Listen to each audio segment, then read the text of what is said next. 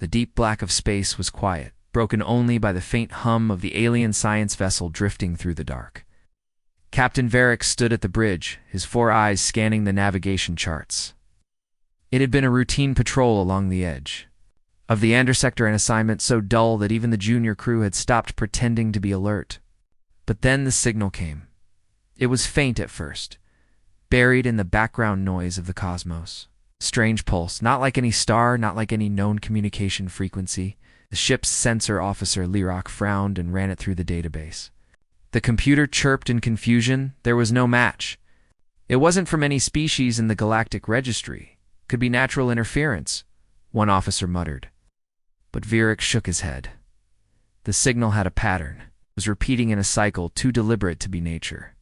A message they traced. The origin to a point in uncharted space. No colonies, no stations, no known civilizations. Against the advice of the junior crew, Varric ordered the ship to change course. Curiosity had built the Ander Republic's empire. If this was a new race, they had to be the first to make contact. Hours later, the vessel slipped into the edge of the coordinates.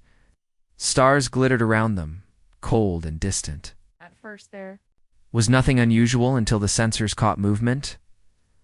Object detected, Lyrak said, voice suddenly tight. Distance 2.7 million kilometers. Closing fast. Varric stepped forward. What class? Lyrak stared at his console. His fingers twitched over the controls, scanning and rescanning. Not sure. Trying to identify. The object was big. Far too big to be a normal transport or freighter.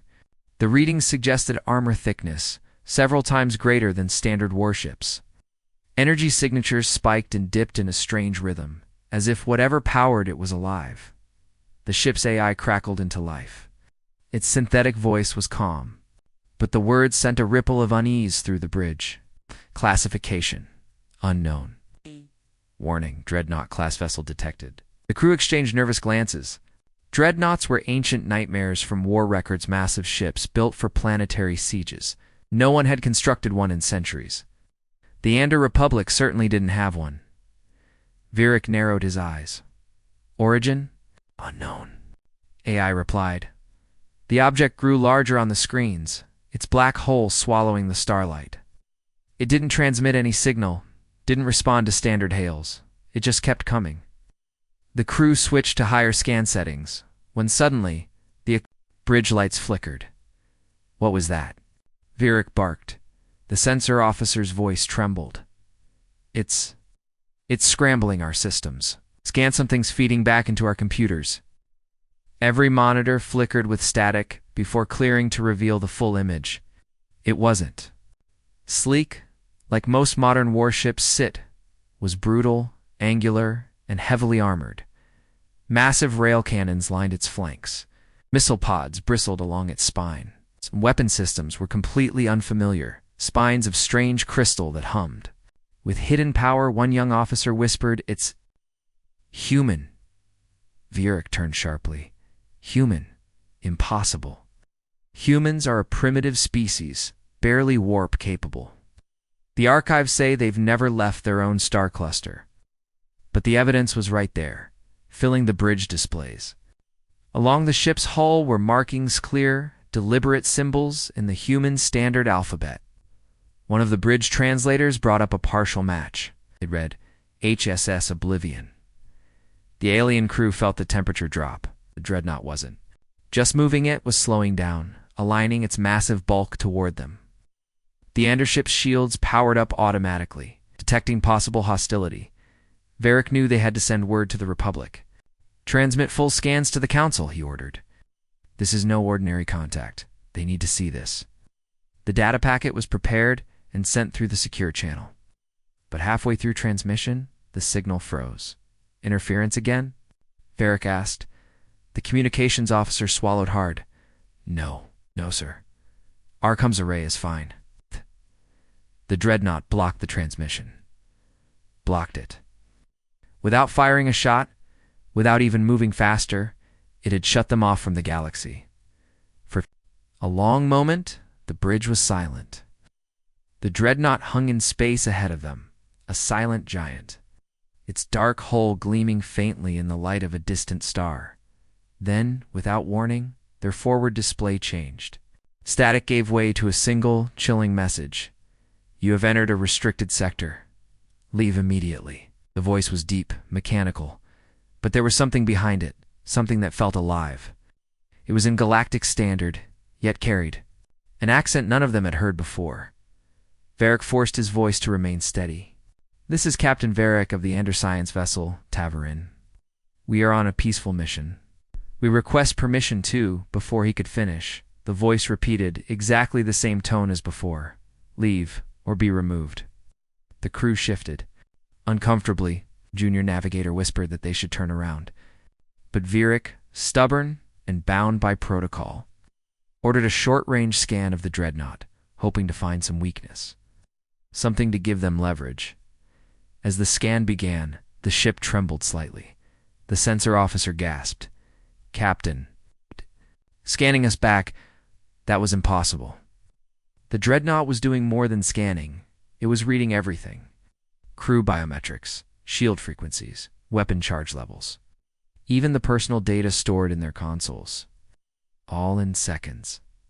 Dreadnought's engines flared softly, and for the first time, it moved just enough to make its size truly terrifying. Its bulk dwarfed the Ander vessel.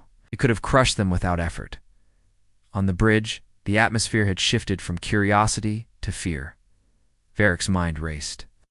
This was not how first contact was supposed to go. If this was humanity, then the galaxy had been very, very wrong about them. The voice returned one final time, this time with a weight that felt like it pressed into their skulls. "Last warning. Leave." In that moment, Varric realized something that chilled him to his core. The Dreadnought wasn't threatening them out of aggression, was warning them like a hunter telling a smaller predator to run before the real danger came. But what could be worse than this ship? Outside, the Dreadnought powered down its visible weapons, but that somehow felt even more dangerous. It meant it didn't see them as a threat worth wasting ammunition on. Varric gave the order to withdraw. But as the Ander vessel began to turn, every system went dead. Engines offline, weapons offline, navigation offline. The Dreadnought hadn't moved. It didn't need to. And in the frozen silence of space, Captain Varric finally understood. They weren't leaving until the humans allowed it. The Tavarin drifted in the shadow of the human Dreadnought, powerless and silent. The only sound on the alien bridge was the faint hum of life support systems and the nervous breathing of the crew. Captain Varric kept his eyes fixed on the massive, black ship ahead. It wasn't moving closer, but somehow its presence felt heavier with each passing second. Lyrak, the sensor officer, was the first to speak. "Captain, the power cells are full, but the control systems, they're locked. Every command is ignored." Varric didn't need to ask by who. The Dreadnought's interference was total. They were trapped. A comms light blinked briefly, an incoming signal from the Republic's deep space relay. Varric's heart jumped. Maybe the Council had received part of their earlier transmission. Maybe help was coming. The moment the signal connected, it died. The communications officer checked her console, hands trembling. Message. It was about to play. Then the Dreadnought cut the channel. The crew exchanged looks. This wasn't just intimidation. The humans were controlling exactly what the Tavarin could hear, see, or send. The science vessel had no real weapons. It's too light. Cannons were for meteor defense, not battle. Against the Dreadnought's colossal armament, they might as well have been slingshots. Varric knew that if this turned into a fight, it would last seconds. Still, protocol demanded they try to establish contact again. "Send a formal request for safe passage," he ordered. "Add that we mean no harm." The message went out. No reply came back. Instead, the Dreadnought began to move. Slowly at first, then with purpose. It swung around in a wide arc until its bow faced the Tavarin directly. Its weapons railguns, the size of city towers, missile bays that could level continents, were now aimed straight at them. The crew tensed. Lyrak swallowed hard. "Sir, the Dreadnought is charging something."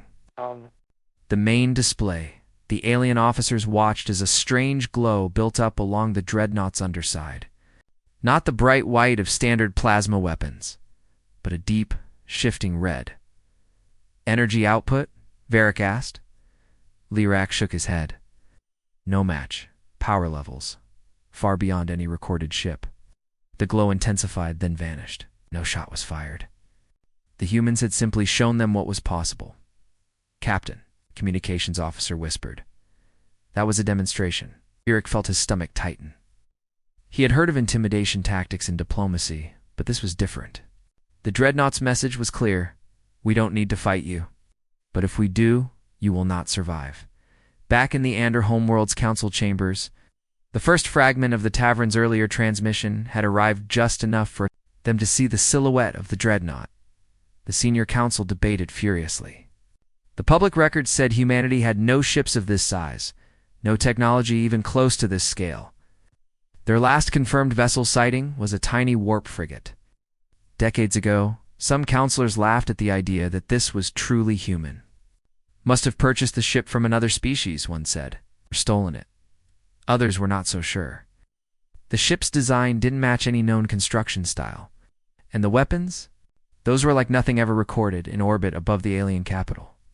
The Defense Command quietly raised the readiness level of their border fleets. Meanwhile, on the Tavarine, Varric and his crew waited in tense silence. Then, without warning, the Dreadnought shifted again, this time passing slowly across their bow. "Sir," Lyrak said, something small just detached from its hull. Multiple objects. The display zoomed in. Tiny, drone-like craft, dark and sharp-edged, swarmed toward the Tavarine. They moved with a precision that made them look alive. "There, scanning us," the sensor officer reported. "But not like our scans. This is deeper." Every system on the Tavarine lit up as the drones probed their hull, their engines, even their life support systems. Crew members felt a strange pressure in their heads, as if the drones were somehow looking into them as well. Then, as quickly as they had come, the drones broke away and returned to the Dreadnought. The humans still had not spoken. The silence was worse than any threat. Finally, single sound filled the Tavaron's Cumstry slow, deep pulses, like a distant heartbeat. Then a voice, the same deep tone as before: "You are being escorted out of this sector." Varric hesitated. Escorted? By who? There was no answer. Suddenly, the Tavern's systems flared back to life. Engines online, navigation controls unlocked. A new set of coordinates appeared automatically on their display coordinates. For a point far outside the restricted zone, the helm officer looked up. "Captain, I didn't enter those. They just appeared." Varric stared at the coordinates. The Dreadnought wasn't suggesting they leave, was ordering them where to go. He thought about ignoring the order, maybe making a run for the Republic border. But a cold logic took hold. If the Dreadnought could shut them down once, it could do it again. And next time, maybe it wouldn't be so patient. "Set course," he said finally. "Do as they say." As the Tavarine turned away, the Dreadnought glided alongside them. Its sheer size made the science vessel look like a toy. The black hull passed so close that Varric could see faint scorch marks on the armor marks that looked ancient. This ship had fought battles long before the Ander Republic had even reached the stars.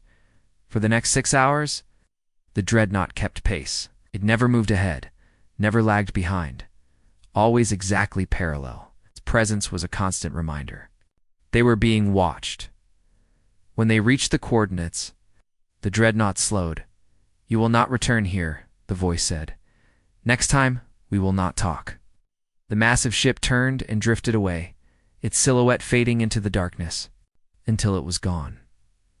The crew of the Tavarine sat in stunned silence. Varric looked at each of them and knew they were all thinking the same thing. If this was humanity, the galaxy had made a mistake by calling them harmless. And somewhere deep inside, a question formed in his mind. If this is just one human Dreadnought, how many more are there? The Tavarine limped back toward Underspace, its crew still silent from the encounter. 6 hours had passed since the human Dreadnought vanished into the void, but the weight of its presence lingered like a shadow. Captain Varric hadn't left. The bridge. His mind replayed the encounter over and over, the voice, the warning, the effortless way they had been controlled by the time they crossed the border into friendly territory. The Republic's high command had already sent a heavily armed escort fleet to meet them. Sleek warships surrounded the battered science vessel, scanning for any sign of pursuit. But space behind them was empty. No dreadnought, no drones, just darkness. The Tavarine docked at the orbital station Rilith Prime. The crew was immediately separated for debriefings. Each officer was interviewed alone. The Republic wanted every detail: the dreadnought's size, shape, weapons, the exact tone of its voice. Virik gave his report to the Defense Council directly, standing in the great chamber where glowing screens displayed the Republic's territory maps, told them everything: how the dreadnought had disabled their systems without firing a shot, how it had blocked communications, how it had given them a final warning. Some council members listened with grave expressions, others scoffed. "Humans do not have this technology," said Councillor Rethan, shaking his head. "Our archives place them at least 2 centuries behind us in shipbuilding. This must be a stolen vessel from a more advanced race."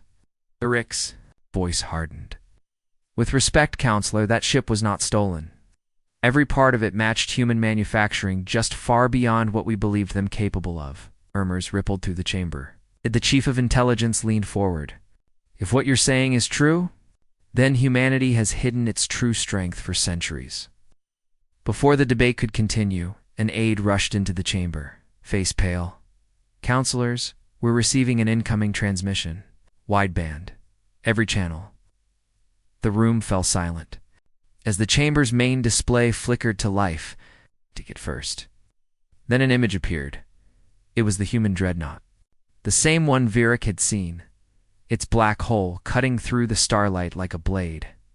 The camera feed was so close that the railguns and missile pods were clear and sharp. Detail. Then the voice came, deep, calm, unmistakable. "To all ships and governments of the Ander Republic, your vessels have entered a restricted sector. This area is under human control. You will not return." Gasps filled the room. The Republic had never been told they were trespassing in human space. According to every star map, that sector was unclaimed. The voice continued. "Any ship found in this sector will be removed. There will be no further warnings." The image of the dreadnought slowly rotated, revealing the wreckage of a small alien vessel drifting nearby, its hull torn open, floating in silence. No life signs. This was the last ship to ignore our instructions. Learn from their mistake. The feed ended abruptly. The chamber's lights returned, but the air was heavier than before. "This is an act of aggression," Councillor Rethan barked. "They are claiming territory that isn't theirs." "Or maybe it always was theirs," another councillor said quietly. "Maybe the maps are wrong. Maybe they've simply chosen not to reveal themselves until now." Virik stayed silent. His mind was elsewhere, on the look of the wrecked ship in that broadcast. It hadn't been destroyed by conventional weapons. The hull wasn't scorched. Or shattered, it was erased. As if the metal had simply stopped existing in certain places. Back on the Tavarine, still docked for repairs, Lyrak was reviewing the broadcast as well. He zoomed in on the dreadnought's hull markings. The name was the same, HSS Oblivion. Now, beneath it, smaller words could be seen words the Republic translators struggled to parse. The closest translation was Containment Division. Containment of what? The mystery deepened when reports began to arrive from civilian traders near the restricted sector. They claimed to have seen strange flashes of light in deep space bright, then gone in an instant. Others spoke of planets with entire continents scorched black, with no sign of life. Some in the Republic dismissed these as rumors. But Virik knew better. He remembered the dreadnought's voice. Hadn't sounded like a conqueror. It had sounded like guard. 3 days after the broadcast, a new message arrived, not to the Republic's government, but directly to the Tavarine. It bypassed all security systems and played without authorization. "Captain Virik, you have seen the edge of what we protect. Stay away from it. Your people are not ready." Virik played the message again and again, listening to the subtle weight behind the words. The humans weren't just defending territory. They were defending something else. Something dangerous enough that they didn't want anyone near it, but what could be so dangerous that a single ship like the Oblivion was enough to keep the entire sector sealed? Virak had no answer. But he knew one thing: if the Republic ignored these warnings, the next encounter wouldn't end with words, and somewhere out there, the Oblivion was still watching. For 2 weeks after the broadcast, the galaxy's news channels showed the same image over and over: the black silhouette of the human dreadnought, Oblivion, with its message burned into every government's memory: do not return. The Andor Republic's military didn't take it lightly. Border fleets were reinforced, and deep space recon ships were sent to watch the restricted sector from a distance. Officially, they were there to monitor the situation. Unofficially, they were testing how far they could push the humans. Before getting a reaction, Captain Virak had been ordered to remain on standby at Reloth Prime. He disliked sitting still, but his ship, the Tavarine, was still under repair from the system's lockdown the Oblivion had inflicted. The engineers couldn't even explain how the humans had done it. It's not like hacking, one of them told him. It's like they just told the ship to obey, and it did. Then, on the 15th day, an urgent order arrived. A Republic battle group had entered the restricted sector. The humans had not responded yet. High Command wanted Virak to join a small observation fleet at the border and report directly on anything that happened. Virak didn't like the sound of it. But orders were orders. By the time the Tavarine reached the border, the battle group was already deep inside the restricted zone. Their transmissions were full of confidence. No human ship in sight, the fleet commander reported. Sector is clear. But then, just as Virak had feared, the Oblivion appeared. No flash, no FTL. Wake. One moment space was empty, the next the Dreadnought was there. Less than 1,000 kilometers from the lead battleship, the human vessel didn't speak. It didn't fire. It simply began to drift toward a barren moon that orbited a nearby gas. Giant Virak's stomach tightened. Didn't know why, but his instincts told him to watch closely. The Oblivion came to a stop in front of the moon. Its railguns idle, its strange crystal weapons dark. Then, slowly, an enormous cannon emerged. From the underside of the hull, it was different from anything Virak had seen before. Smooth, almost organic in shape, with a faint pulsing light deep inside. Energy buildup detected, Lorak whispered. Power levels. Captain, this is impossible. The cannon glowed.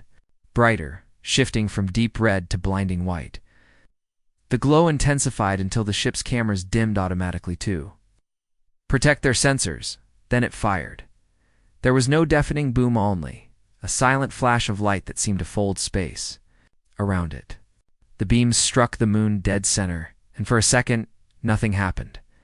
Then, the surface began to ripple like water. The entire moon shuddered and came apart, not in chunks, not in a violent explosion, but as if it were being peeled apart by invisible hands. Mountains dissolved into glowing dust. Oceans of frozen nitrogen boiled into nothing. Within moments, the moon was gone, erased from existence, leaving only a shimmering cloud of particles drifting in the void. On the Tavarine, no one spoke. Even the battle group's chatter went silent. Finally, the Oblivion turned slowly toward the Republic warships. Its voice rolled across every comm channel, calm and absolute. Leave now. The fleet commander tried to sound firm. You have destroyed a celestial body without provocation. Explain yourself. The reply came instantly. Demonstration complete. This sector is not for you. Leave or share its fate. One of the younger Republic captains whispered over the comms. It wasn't even using full power. Sensors recorded less than 20% of maximum output. Virak felt a chill spread through him. 20%. Could destroy a planet without effort. The battle group hesitated. But the Oblivion didn't. Its weapon systems began to glow again, not targeting the warships, but the gas giant itself. The meaning was clear. The commander finally gave the order to retreat, as the Republic ships turned back toward safe space. Virak kept his eyes on the Dreadnought. It didn't follow. It simply hovered there, watching until the last alien vessel crossed the border. Back on the Tavarine, Lorak stared at his readouts. Captain, I think I understand now. They didn't destroy the moon to threaten us. They destroyed it to show us they can erase anything fast before it becomes a problem. Varric nodded slowly. It's more than that. They wanted to make sure we told the story exactly as we saw it. And as the border fell behind them, Vera couldn't shake the feeling that the Oblivion hadn't really left at all. It was still there, unseen, waiting for the next trespasser. The destruction of the moon spread across the galaxy like wildfire. Every news channel replayed the footage in endless loops, analysts speculating on the weapon's energy output, the meaning of the humans' actions, and whether this was the start of something larger. The Andor Republic officially declared the restricted sector off limits. But unofficially, the military began planning another entry, this time with heavier ships and armed escorts. The Council told the public it was a research mission, but Varric knew better. They wanted to see how far they could push before the Oblivion struck again. 3 weeks later, the mission was launched. The Republic's newest battle carrier, Vornis Pride, led the fleet. It was a massive warship 6 kilometers of armored hull, bristling with weapons. The Council believed that if the Oblivion saw a ship of this scale, it might think twice before interfering. Varric wasn't on the Vornis Pride. The Tavarine had been ordered to remain at the border as an observation vessel. His orders were simple: watch, record, and report. The fleet entered the restricted sector without incident. Hours passed. No sign of the Oblivion.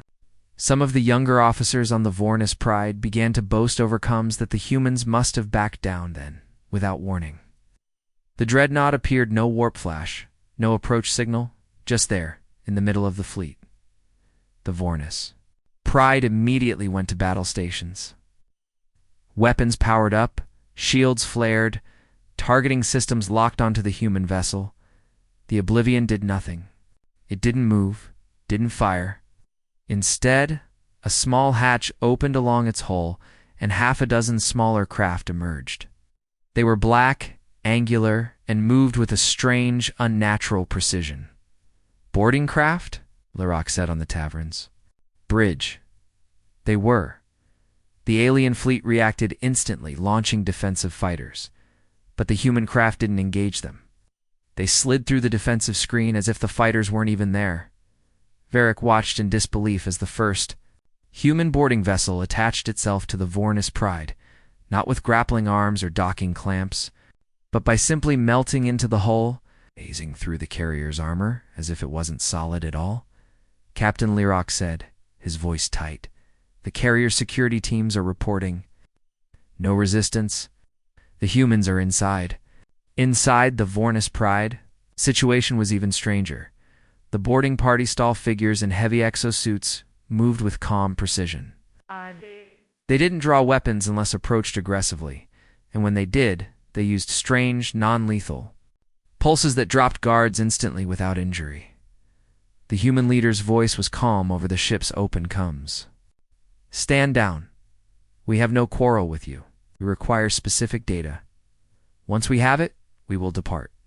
The Republic captain demanded to know what they were looking for. Human replied only, ancient beacon coordinates. Access your classified archives. Bring them to us. Confusion swept through the Vornis Pride. The data the humans wanted was old, so old that most officers didn't even know it existed.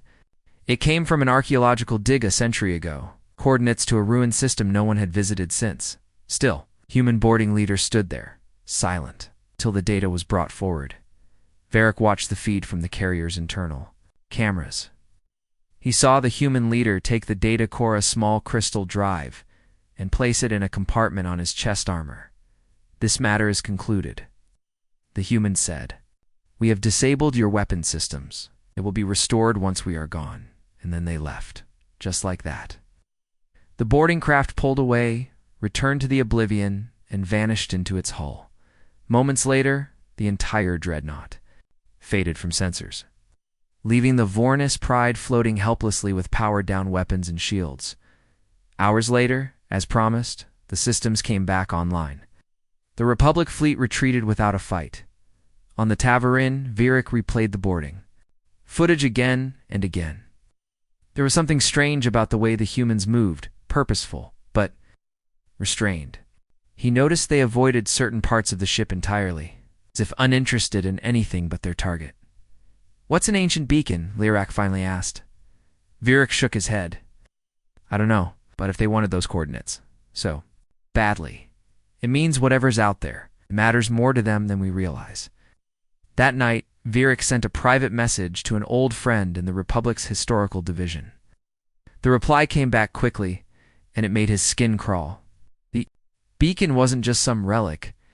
It was part of a network of warning signals left behind by an ancient, vanished race markers, pointing to places the galaxy was told never to go, and now the humans had the exact location of one of them. The beacon's coordinates led deep into the Ashen Verge sector, so dead, so lightless, that even the most daring scavengers avoided it.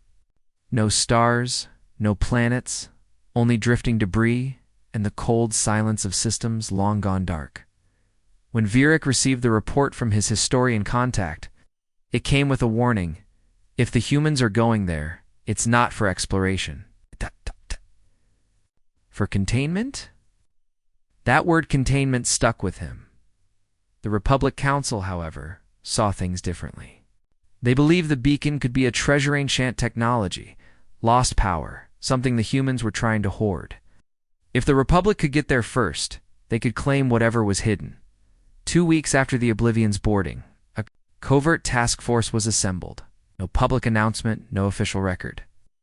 The mission was classified under Deep Space Mineral Survey, but everyone aboard knew the truth. Virak, despite his protests, was assigned as liaison. His orders: monitor, record, and if the humans appeared, stall them until reinforcements arrived. The fleet slipped into the Ashen Verge under silent running. The darkness here was unnatural. Space wasn't just empty, it absorbed light, even. The ship's own running lamps seemed muted, swallowed by the black around them. Sensor sweeps returned distorted readings, as if the space itself resisted being measured, and then they found it. The beacon, it floated above the ruins of a shattered moon, suspended by a massive lattice of crystalline structures. It was beautiful, in a weight all spires of glowing material, pulsing faintly like a heartbeat. The closer they drew, the more the structure seemed to shift, as if it existed in more than one place at once. The Republic scientists were awestruck. The lead xenotechnologist, Dr. Sareth, insisted on boarding immediately. Virak stayed aboard the Tavarine, watching through remote feeds as the boarding party approached. The moment their shuttle touched the beacon's surface, every ship in the fleet felt a tan echo, deep and resonant, vibrating through the holes. It wasn't a sound, it was pressure, like something vast and ancient had just turned its gaze toward them. Picking up an energy surge, Lyrak said, eyes locked on his console. "It's not coming from the beacon. It's coming from the void around us." Oh. Before Virak could respond, the void moved. From the blackness emerged shapes colossal, jagged silhouettes moving without propulsion. They were not ships. They were things the fleet's comes erupted with panic. No one could lock weapons. Sensors couldn't define the objects. Every scan returned conflicting results, as if the entities were constantly changing form. And then came the voice. "Not overcomes. Not in any known frequency. Directly in their minds, this seal is not yours to touch." Half the fleet froze. Several crew collapsed outright, clutching their heads. Virak felt a pressure in his skull, cold and sharp, like claws scratching inside his thoughts. Then a flare of light split the darkness. The Oblivion, the human Dreadnought, appeared between the fleet and the approaching shapes. No warning, no demand, just action. Its hull opened in impossible ways, revealing weapons no one had ever seen before. The human ship fired, not beams, not projectiles, but bursts of condensed gravitational distortion. Space itself bent, and the colossal shapes recoiled, retreating into the darkness. The beacon pulsed violently. Whatever the humans were doing, they were sealing it again. Over the fleet-wide comes, human voice spoke, calm but edged with finality. "You have no understanding of what you have touched. Leave now." The Republic Admiral tried to protest, demanding an explanation. The human's reply was ice cold, These seals hold back things older than your sons. We guard them because we survived the last time they walked free. You would not. The shapes in the void thrashed, roaring in that soundless mental pressure. The humans unleashed another blast, forcing them back. The beacon dimmed, its pulsing slowing until it was once again faint and steady. Without another word, the Oblivion turned away and vanished into the black, taking whatever boarding team it had sent with it. The Republic fleet was left in stunned silence. The Admiral ordered an immediate retreat. No one argued. Back aboard the Tavarine, Vierick sat in his quarters, replaying the moment in his mind. If the humans were telling the truth, then somewhere out there were more of these beacons, the seals. And the humans were the only ones standing. Between the galaxy and whatever horrors lay beyond them, for the first time, began to wonder if humanity's secrecy wasn't arrogance, but mercy. The Republic fleet returned from the Ashen Verge in silence, their crews pale and shaken. The official report claimed hazardous spatial anomalies forced the retreat, but among the surviving officers, whispers spread about the shapes and the void, the crushing mental voice, and the human dreadnought that had driven the horrors away. The council was furious, not at the danger, at the lost opportunity. They refused to believe the humans' warning. Ancient creatures sealed away. A galactic prison hidden in plain sight. To the council, it was far more likely that humanity had found some hidden power and was keeping it for themselves. So they gave the order. Covert Shadow Fleet 3 cruisers equipped with stealth drives would follow the Oblivion. Not to engage, only to watch. To learn where humanity kept their secrets. Vierick was summoned to the council chamber. They wanted him on the lead cruiser as an observer. He protested. The humans didn't threaten us without reason. If they find out we're following, they won't, the council leader interrupted. If they do, you will remind them the Republic does not answer to threats. Vierick left the chamber with a cold knot in his stomach. The operation began 3 days later. The Oblivion was found leaving a human-controlled sector, gliding into deep space with no escort. Its course was irregular, zigzagging through uninhabited regions, diving close to black holes, skimming asteroid belts, moves designed to shake off pursuers, but the Shadow Fleet's stealth drives held. The cruisers followed from just beyond. Sensor range, their systems masked to mimic background radiation. Days passed. The humans never slowed, never stopped. It was like watching a predator that knew it was being stalked, but didn't care. On the 6th day, the Oblivion changed course. Abruptly, heading toward a system with a dying star. The light here was faint and reddish, casting everything in shades of blood and rust. No planets remained, only fragments of rock drifting in thin orbits. In the heart of the debris field, they saw another beacon. This one was smaller than the one in the Ashen Verge, but more active. Its spires glowed brighter, and strange geometric shapes floated around it like fragments of frozen lightning. The Oblivion halted, releasing smaller vessels that moved with uncanny precision. They positioned themselves in a ring around the beacon, their hulls shimmering with some kind of field. Vierick couldn't take his eyes off the scene. Then, without warning, every screen aboard the Shadow Fleet went black. No alarms. Ow. No explosions. Just darkness. A moment later, a single line of text appeared on every console, written in the human's language. You are trespassing. The stealth systems dropped. The Shadow Fleet's cruisers flickered into visibility, their outlines stark against the dying star's light. On the main display, the Oblivion turned slowly to face them. Vierick's captain swallowed hard. Maintain distance. They don't know our intent. But before he could speak again, a comm channel opened. A human officer appeared, tall, expression unreadable, eyes like sharpened steel. You were warned, the human said. Now you will listen. In the background, Vierick thought he could hear deep, resonant booms like something massive was striking against an invisible wall. The human's gaze swept over the camera. The last time one of these seals failed, half a spiral, arm burned. We rebuilt from ash. Alone. You have not seen what waits behind them? You do not want to. The Republic captain tried to speak, but the human cut him off. You will leave now. If you take another step toward this seal, you will not be allowed to leave at all." And then the display changed not to a threat, but to an image.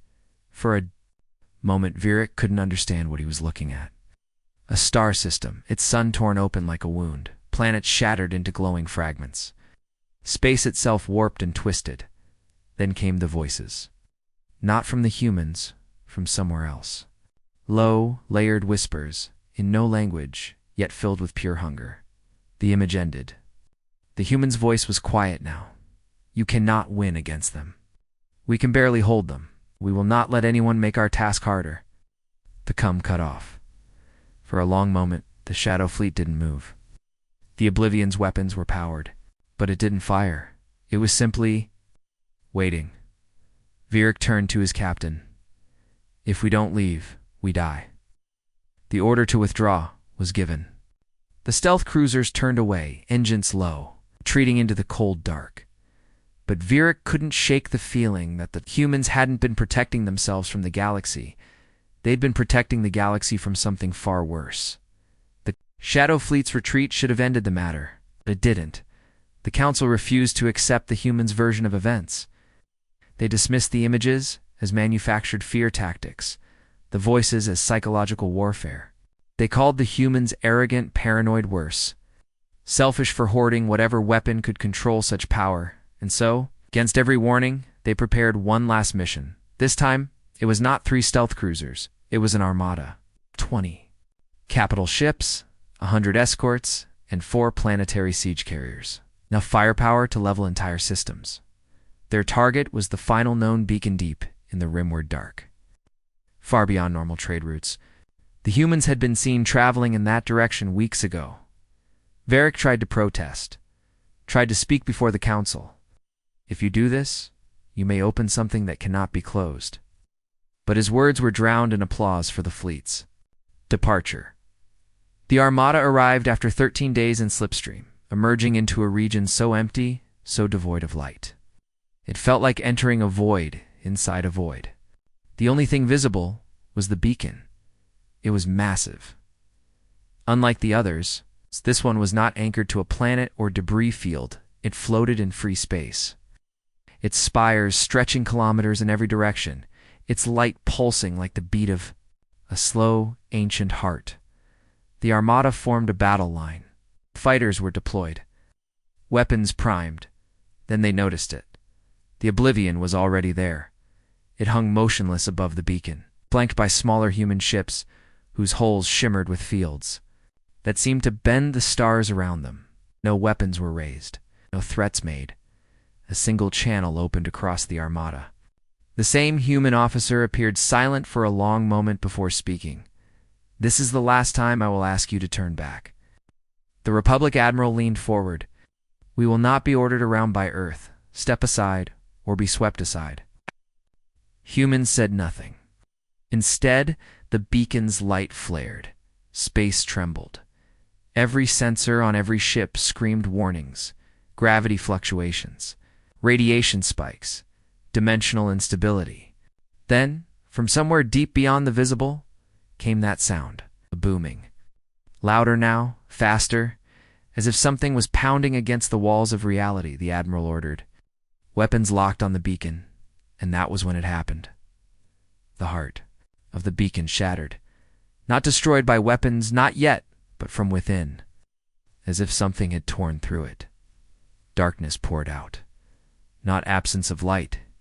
This was a presence. A shadow that swallowed stars. A moving black that twisted space. As it spread from inside came shapes. Too large, too wrong to describe. They moved without form, shifting between outlines, sometimes winged, sometimes faceless. Always wrong. Ships that fired vanished without explosions there. A matter simply unmade. The Armada broke formation in panic. Only the Oblivion advanced, its hull lit up with lines of blue fire, massive weapons unfolding from hidden ports. And when it fired just once, the nearest shape was torn apart with a scream that rattled the mind more than the ears. Virik watched in awe and terror as the human fleet moved not to attack, but to push the things back toward the beacon. Shields, flared, strange energy nets deployed, the surviving spires of the beacon reigniting as if being repaired in real time. It was a war the Republic could not understand. Minutes felt like hours. Ships were lost, human ships too, but slowly, the things were forced back into the seal. The beacon's spires locked together, the light stabilizing until finally, it was over. The Oblivion turned to face the scattered survivors of the Armada. The human officer appeared again, his voice lower now, not with anger but with exhaustion. "We told you. If the seals break, the galaxy burns. We do not guard these beacons for our own safety. We guard them for yours." He leaned forward, eyes narrowing. "There are more beacons, some older, some weaker. If you interfere again, we will not warn you. We will end UBI for you, doom us all." The channel cut. One by one. The human ships vanished into slacked path, and in the cold silence that followed, the Republic Armada counted its dead. Out of 20 capital ships, only 6 remained. Virak stared at the beacon on the view screen. Its glow steady once more. He finally understood. The humans weren't the Estella's newest power. They were its oldest shield. And if that shield ever fell, there would be nothing left to save.